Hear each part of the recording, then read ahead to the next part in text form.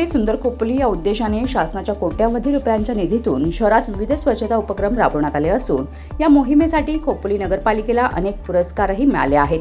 मात्र शहरातील कचरा संकलनासाठी नियुक्त करण्यात आलेल्या ठेकेदाराच्या ढिसाळ कारभारामुळे स्वच्छता व्यवस्थेवर प्रश्नचिन्ह निर्माण झाले आहेत. प्रत्येक प्रभागात घंटागाडीच्या माध्यमातून घराघरातून कचरा संकलन करण्याची व्यवस्था असतानाही अनेक भागात ही सेवा नियमित पोहोचत नसल्याची तक्रार नगरसेवकांनी केली. याबाबत खोपोली नगरपालिकेच्या सर्वसाधारण सभेत राष्ट्रवादी काँग्रेसचे माजी नगराध्यक्ष व नगरसेवक सुनील पाटील यांनी तीव्र नाराजी व्यक्त करत संबंधित ठेकेदाराचा करार तात्काळ रद्द करण्याची जोरदार मागणी केली. सुनील पाटील यांनी सभेत सांगितले की ठेकेदार मनमानी पद्धतीने काम करत असून अनेकदा नगरसेवकांचे फोनही घेत नाहीत. परिणामी शहरातील अनेक ठिकाणी कचऱ्याचे ढीग साचत असून नागरिकांना दुर्गंधीचा सामना करावा लागतोय. तसंच महिनाभरापूर्वीच डम्पिंग ग्राउंडला लागलेल्या आगीमुळे शिळफाटा परिसरातील नागरिकांच्या आरोग्यावर गंभीर परिणाम झाला होता. या घटनेनंतरही स्वच्छता व्यवस्थेत अपेक्षित सुधारणा झालेली नाही असा आरोपही त्यांनी केला. काही ठिकाणी याच ठेकेदाराच्या ढिसाळ कामकाजामुळे त्याला काळ्या यादीत टाकण्यात आले होते.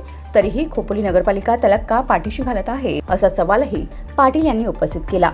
या गंभीर आक्षेपाची दखल घेत नगरपालिकेने संबंधित ठेकेदाराला तातडीने बोलावून कामकाजात सुधार करण्यासाठी 45 दिवसांची मुदत दिली असून समाधानकारक सुधारणा न झाल्यास पुढील कठोर कारवाईचा इशाराही देण्यात आला आहे.